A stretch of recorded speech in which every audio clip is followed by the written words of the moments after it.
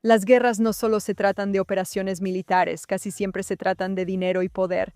Y este acuerdo con Irán nos mostró eso más que nunca, porque mientras todos están enfocados en los peros y los porqués del acuerdo, tratando de averiguar si es bueno o malo, la mayoría de nosotros olvidamos preguntar cómo surgió este acuerdo en primer lugar. Y la respuesta a eso es una guerra en la sombra que Estados Unidos ha estado librando en silencio, empujando a Irán al límite, sin que ninguno de nosotros lo notara. O sea, Trump nos dio una pequeña pista cuando dijo que el ejército de Estados Unidos había estado moviendo petroleros en secreto por el estrecho de Hormuz durante la noche después de que el radar de Irán había sido destruido. Así, casual. Ahora, además de que esta probablemente sea una de las operaciones militares más impresionantes de todos los tiempos, también es un recordatorio de lo que siempre ha sido esta guerra: petróleo, dinero, la economía, y esta es una historia que los medios olvidaron contarte. Bienvenidos al show de Jirka en JNS TV, vamos a entrar de lleno.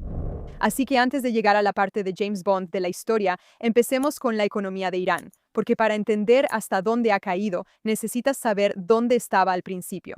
Irán posee la cuarta reserva probada de petróleo más grande del mundo, y su ubicación geográfica lo convierte en uno de los países más estratégicamente posicionados del planeta, porque en su costa sur se encuentra el estrecho de Hormuz, el paso angosto por el que aproximadamente el 20% de todo el suministro mundial de petróleo se transporta cada día, conectando el Golfo con el océano abierto.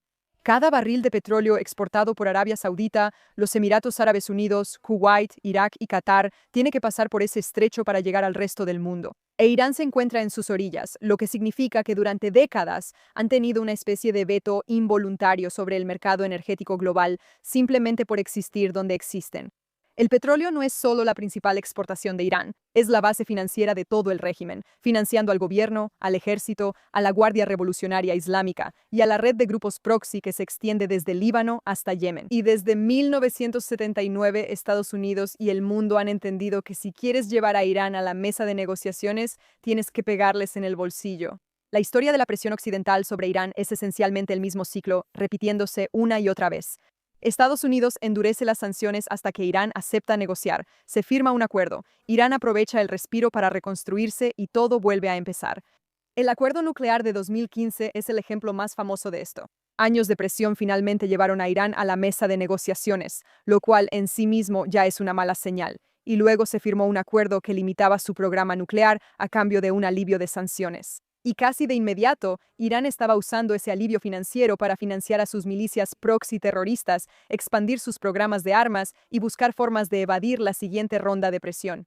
Los acuerdos en su mayoría han sido terribles, y el patrón después de que se firma el acuerdo también ha sido bastante consistente. Entonces, ¿cómo son realmente estas sanciones? Bueno, la idea básica es simple. Cualquier empresa o banco en cualquier parte del mundo que haga negocios con Irán corre el riesgo de ser excluido del sistema financiero estadounidense. Y como toda la economía global pasa por los bancos estadounidenses y el dólar, esa amenaza suele ser suficiente para que la mayoría de las empresas se mantengan alejadas. Irán no tiene con quién hacer negocios. Pero el problema con las sanciones nunca ha sido la idea de las sanciones. En realidad, solo ha sido la aplicación de las mismas. Estados Unidos ha sido inconsistente al respecto a lo largo de diferentes administraciones, e Irán ha pasado 40 años encontrando formas de evadir las sanciones. Nombres de empresas falsas, países intermediarios que pagan en monedas distintas al dólar, disfrazando el origen real de su petróleo. Se han vuelto muy buenos en eso. Tan buenos que en 2023, mientras estaban bajo sanciones internacionales activas, Irán está ganando 53.000 millones de dólares por el petróleo, lo que te muestra todo lo que necesitas saber sobre la brecha entre lo que se supone que deben hacer las sanciones y lo que realmente sucede cuando nadie las aplica correctamente. Antes de que se lanzara una sola bomba en 2026, la economía de Irán ya estaba en serios problemas. Y la pregunta que valía la pena hacer era, bueno, si Irán estaba ganando 53.000 millones de dólares al año eludiendo las sanciones, ¿por qué la economía estaba tan mal? La respuesta es que eludir las sanciones no es lo mismo que tener una economía saludable. El dinero que Irán estaba ganando iba casi en su totalidad al régimen terrorista, a su ejército, a su red de grupos proxy, y no a lo que un país necesita, como construir hospitales e infraestructura o generar empleos. Décadas de sanciones habían ahuyentado la inversión extranjera, debilitado el sector privado y dejado a los iraníes comunes con una moneda, el rial, que estaba perdiendo valor muy rápido. Una inflación superior al 48% significa que, sea cual sea tu salario al inicio del año, para diciembre te alcanza para un 40% menos. El gobierno había empezado a imprimir billetes en denominaciones que Irán nunca había necesitado antes. Un billete de 10 millones de riales, porque los billetes más pequeños se estaban volviendo demasiado inútiles para usarse a diario. Un solo huevo frito en Irán cuesta 1 millón de riales. Así era la vida antes de que comenzara la guerra. ¿Y cuál es la única cosa que podría arreglar eso? Bueno, obviamente, el alivio de las sanciones. Por eso, si has estado siguiendo alguna de las rondas de negociaciones, habrás notado que Irán se ha negado a ceder en una demanda, entre muchas otras, el descongelamiento de sus activos y el alivio financiero. Miles de millones de dólares están bloqueados por las sanciones inaccesibles, y eso es lo que Irán quiere recuperar como parte de cualquier acuerdo. Esto no viene de la bondad de sus corazones ni de una preocupación repentina por el pueblo iraní. La República Islámica sobrevive porque las personas dentro del sistema, los soldados, la Guardia Revolucionaria, la vasta red de leales al régimen, dependen económicamente de él. Mantienes a la gente leal pagándoles. En el momento en que ese dinero se detiene, la lealtad podría empezar a tambalearse, y un régimen que intenta reprimir un levantamiento no puede permitirse soldados que titubean. Así que cuando Irán exige el levantamiento de sanciones en la mesa de negociaciones, lo que realmente están diciendo es que necesitamos dinero en efectivo, no para reconstruir la economía, que de todos modos volverá a colapsar, sino para mantener a la gente armada de nuestro lado, es decir, para convertirse en un enemigo aún más fuerte y capaz. Esta era la posición económica desde la que Irán entró en la guerra a finales de febrero, un sistema ya bajo presión, donde los propios medios estatales del régimen estaban dando la alarma sobre el costo de vida. En términos inusualmente directos, se informaban despidos masivos, surgían escasez de medicinas y el gobierno permitía a los ciudadanos comprar bienes esenciales a crédito, respaldados por subsidios futuros, porque los propios subsidios se estaban agotando.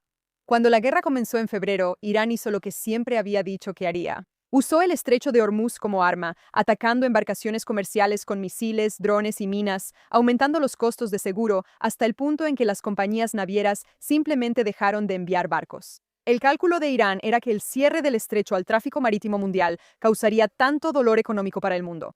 Los precios del petróleo se dispararían, las cadenas de suministro se verían interrumpidas, y la presión internacional sobre Estados Unidos para detener la guerra se volvería abrumadora. Y tenían razón en que el aumento de los precios del petróleo ejerció una presión significativa sobre Trump. Pero Irán hizo algo más calculado que simplemente cerrar el estrecho. Cerró el estrecho para todos los demás mientras seguía exportando su propio petróleo. Los barcos iraníes continuaron exportando aproximadamente 2 millones de barriles por día a través del estrecho en las semanas después de que comenzó la guerra, mientras atacaban y amenazaban a cualquier otra embarcación que intentara transitar. La Guardia Revolucionaria Islámica, al mismo tiempo, operaba su sistema de peaje, cobrando a los barcos hasta 2 millones de dólares por permiso para pasar, recolectando tarifas en yuanes y criptomonedas. E Irán controlaba quién podía usar la vía marítima y se beneficiaba de todos los que lo intentaban. El Wall Street Journal señaló en ese momento que Irán en realidad estaba exportando más petróleo que antes de que comenzara la guerra, lo cual no sabemos si es cierto, pero simplemente demuestra el punto. La versión pública de este conflicto, con operaciones anunciadas y pausadas, altos al fuego firmados y violados, negociaciones suspendidas y reanudadas, parece caótica desde afuera, pero debajo de todo ese ruido, la campaña financiera contra Irán nunca se detuvo ni un solo día. Cada semana que los diplomáticos estaban hablando y las negociaciones continuaban, el Departamento del Tesoro en realidad estaba imponiendo sanciones. Cada semana que no caían bombas, la presión económica se intensificaba. La guerra contra la economía de Irán no era un complemento de la campaña militar. En muchos sentidos, era la verdadera campaña constante. El 13 de abril, cuando Donald Trump anunció el bloqueo naval de los puertos iraníes, impuesto por más de una docena de buques de guerra y más de 100 aeronaves y más de 10.000 efectivos operando cerca del estrecho, apuntando a cada embarcación que intentara entrar o salir de los puertos iraníes a lo largo del Golfo Arábigo y el Golfo de Omán. Donald Trump afirmó que el bloqueo le estaba costando a Irán 500 millones de dólares por día. Y para mayo, la ministra del Departamento de Defensa estimó que Irán había perdido 4.8 mil millones de dólares en ingresos petroleros desde que comenzó el bloqueo. Irán había estado ganando al menos 30 mil millones de dólares anualmente por el petróleo. Ese ingreso ahora era prácticamente cero. Pero el bloqueo también cortó las importaciones, y un país que ya experimentaba más del 50% de inflación, escasez de alimentos y falta de medicinas, ahora enfrentaba la posibilidad de no poder importar los productos que necesitaba para mantener funcionando lo básico. La secretaria de Defensa Hegseth fue explícita en la conferencia del Pentágono. La secretaria del Tesoro, Scott Bessent, y nuestros amigos en el Tesoro también están lanzando la Operación Furia Económica, maximizando la presión económica de todo el gobierno contra Irán. Elijan sabiamente. Si Irán elige mal, entonces tendrán un bloqueo y bombas cayendo sobre su infraestructura, energía y suministro eléctrico.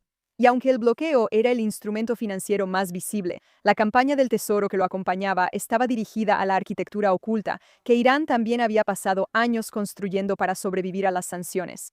Las casas de cambio de divisas, las empresas fachada, los propietarios individuales de barcos, los intercambios de criptomonedas y, lo más importante, los propios compradores chinos. El Tesoro decidió que iba a sancionar a una de las refinerías independientes más grandes de China, que procesa 400,000 barriles por día, identificando al vendedor como la rama de ventas de petróleo de las Fuerzas Armadas de Irán, dejando en claro que Estados Unidos está dispuesto a ir directamente contra las principales instalaciones industriales chinas para cortar los ingresos de Irán.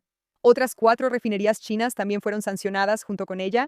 La mayor casa de cambio de criptomonedas de Irán, que había procesado más del 50% de todas las entradas de activos digitales iraníes en 2025, también fue sancionada. Las casas de cambio, las áreas intermediarias, las empresas fantasma en Dubái y Hong Kong, capa por capa. La arquitectura que mantenía en movimiento el dinero de Irán estaba siendo desmantelada, con las exportaciones de petróleo cortadas por el bloqueo, los compradores afectados por sanciones secundarias, los sistemas de pago golpeados por designaciones financieras y la flota fantasma misma siendo designada barco por barco. El propio gobierno de Irán estimó el daño total relacionado con la guerra en $270,000 millones, equivalente al 57% del PIB, pero ayer Netanyahu anunció que el daño real hecho a Irán ahora casi llega a $1 billón. Los propios medios estatales del régimen estaban dando la alarma en un lenguaje que, según los estándares de los medios estatales iraníes, es extraordinario, con funcionarios que ya no hablan de la política económica en términos de bienestar, sino en términos de evitar el descontento social. ¿Cuál es la diferencia entre un gobierno que gestiona una crisis y un gobierno que realmente le tiene miedo a su propio pueblo? Ahora, había una capa más en esto que nadie estaba cubriendo, que son los estados del Golfo. Además de todo lo que Estados Unidos está haciendo tanto militar como económicamente, Arabia Saudita y los Emiratos Árabes Unidos han estado preparándose para exactamente este tipo de escenario durante años. El oleoducto este-oeste de Arabia Saudita recorre 750 millas a través de la península arábiga hasta el Mar Rojo, y Aramco se movió rápidamente para llevarlo a plena capacidad. El oleoducto de Abu Dhabi en los Emiratos Árabes Unidos proporciona una ruta de desvío adicional hasta el puerto del Golfo de Omán. Ninguno de los dos oleoductos puede reemplazar el volumen total que normalmente transita por Hormuz, pero el mensaje que enviaron fue significativo. Los exportadores de petróleo más importantes del mundo están encontrando formas de mover su petróleo sin Irán. Los estados del Golfo dijeron a los medios que el comportamiento de Irán había creado una enorme brecha de confianza que tal vez nunca se repare, y estaban haciendo inversiones en infraestructura a largo plazo que decían claramente: estamos reconstruyendo para reducir nuestra dependencia de una vía marítima que Irán puede amenazar. Esto es algo que han estado construyendo durante años porque siempre han sabido que Irán es un gran riesgo. Y mientras impulsaban este acuerdo militar y presionaban para que las negociaciones se llevaran a cabo, en privado están sumamente felices que Israel todavía tenga la capacidad militar para atacar a Irán, porque Irán ha demostrado ser una molestia increíble para todo el mundo. Por cierto, los Emiratos Árabes Unidos fueron más allá y se retiraron completamente de la OPEP en mayo, acercándose a una asociación más estrecha con Israel y Estados Unidos. Y de hecho hicimos un episodio completo sobre eso, así que ve a verlo. Lo que Irán siempre había utilizado como su máxima ventaja geográfica, la capacidad de amenazar el estrecho y mantener como rehén el suministro energético mundial, se estaba sorteando silenciosa y permanentemente mediante soluciones de ingeniería. Lo que nos lleva de vuelta a Trump en la oficina oval, hablando de 22 barcos sin luces y radares iraníes destruidos, porque en marzo Estados Unidos había lanzado bombas rompebúnkeres sobre sitios iraníes de misiles antibuque a lo largo del estrecho y había hundido 16 embarcaciones iraníes colocadoras de minas, limpiando físicamente la vía fluvial de las armas que Irán había usado para amenazar a cualquiera que intentara transitar. Y con el radar de Irán destruido y su capacidad naval gravemente degradada, el estrecho era transitable por primera vez desde febrero. En mayo, Trump anunció la Operación Proyecto Libertad, una misión abierta de escolta de la Marina para los petroleros varados en el Golfo Pérsico. que duró exactamente un día antes de ser pausada debido a las conversaciones de alto el fuego. Estas mostraban suficiente progreso como para que escalar públicamente pareciera el movimiento equivocado, lo cual obviamente no llevó a nada. Pero la Marina no se detuvo. En cambio, simplemente empezó a hacer algo más discreto. Contactaban a los barcos de manera privada, les daban coordenadas, les decían que apagaran sus transpondedores de rastreo y los guiaban por el estrecho de noche en convoyes de entre 14 y 26 embarcaciones a la vez, sin luces, en aguas donde el radar de Irán ya había sido completamente destruido. JP Morgan estimó para junio que alrededor de 2 millones de barriles por día estaban cruzando el estrecho en barcos que habían apagado por completo sus transpondedores.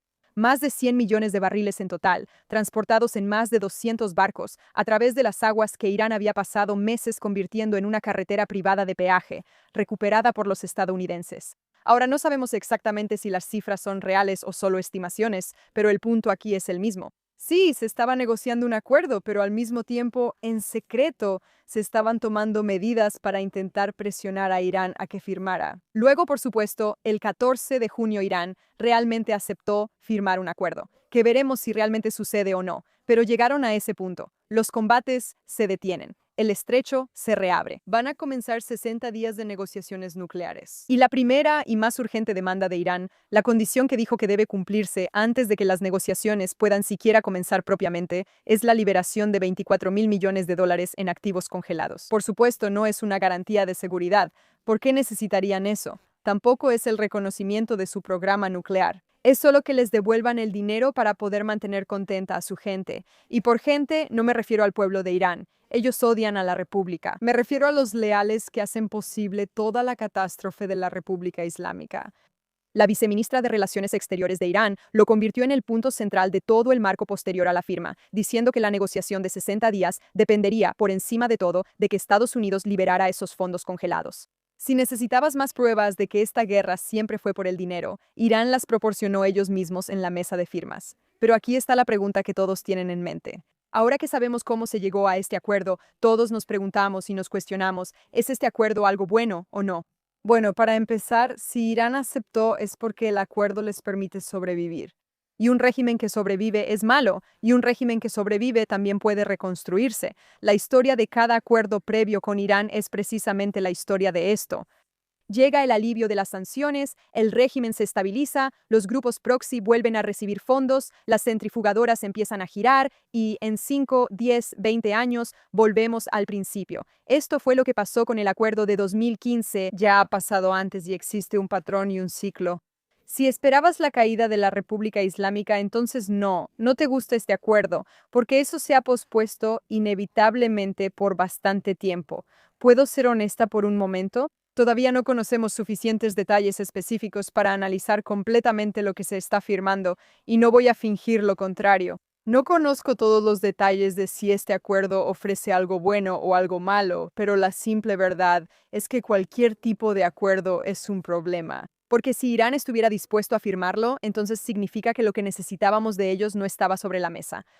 Conozco este patrón y este patrón me resulta profundamente inquietante porque este acuerdo, al final, se trataba de una sola cosa: intentar eliminar la amenaza nuclear. Y sí, deshacerse de las armas nucleares es muy importante, pero también lo es deshacerse de un régimen terrorista que controla la economía y controla Medio Oriente de la manera en que lo hace Irán. Ahora, sin mencionar el hecho de que, digamos que este acuerdo realmente elimina la amenaza nuclear, solo puede hacerlo si la aplicación continúa, no por 60 días como lo que estamos viendo actualmente en los acuerdos, aunque aún no se han publicado los detalles, y no solo por la duración del próximo ciclo de noticias.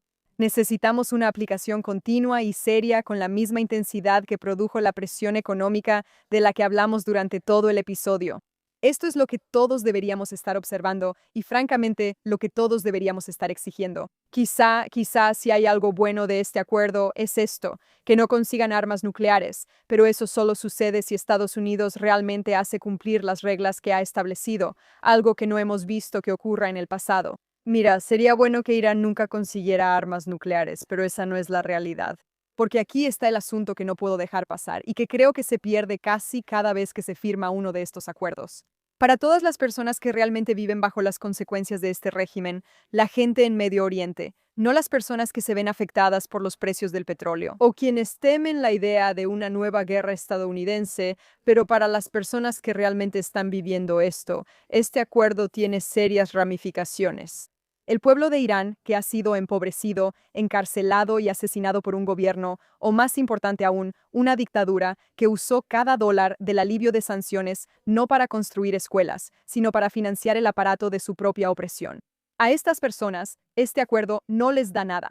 El pueblo de Israel, que pasó meses bajo fuego de misiles. Sí, tal vez no sean atacados con armas nucleares, pero ¿qué pasa con la amenaza de misiles balísticos? El pueblo de Líbano, de Yemen, de Irak o de cualquier país donde los aliados de Irán han dejado una devastación total. Para todos ellos, esto nunca se trató de dinero, y en realidad tampoco se trató de las armas nucleares. Se trataba de vivir una vida sin que el terror fuera la norma cotidiana. Y eso se ha perdido con este acuerdo, no importa cómo lo veas. La República Islámica sabe que ganó. Sí, ha sufrido. Sí, ha cedido bajo presión. Sí, la guerra económica la ha llevado al límite. Pero debajo de todo eso, ellos saben la verdad, que Estados Unidos quería este acuerdo más que nada, quería cerrar este capítulo de manera ordenada, quería poder decir que la amenaza nuclear fue eliminada y que el desastre económico se alivió. Esta siempre iba a ser la meta final, e Irán siempre estuvo dispuesto a esperar por ella. Para mí también hay algo más grande debajo de todo esto, que es algo desgarrador. Sabes, todos están diciendo que Trump quería este acuerdo con tantas ganas porque es un narcisista y un megalómano. Y sí, eso posiblemente sea cierto.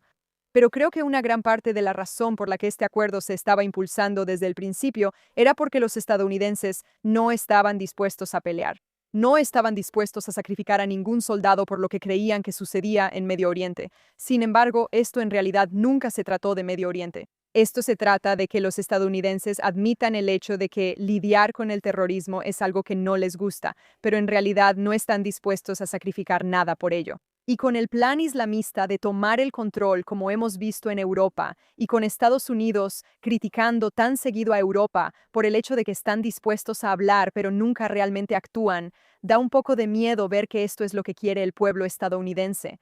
Un acuerdo que no aborda la verdadera amenaza del terrorismo y, más importante aún, le dice a la República Islámica, no estamos dispuestos a sacrificar nada para detenerla. La gente de Medio Oriente lo siente y lo ve. Y la diferencia entre cómo Israel está manejando esto o cómo lo están haciendo los estados del Golfo es enorme.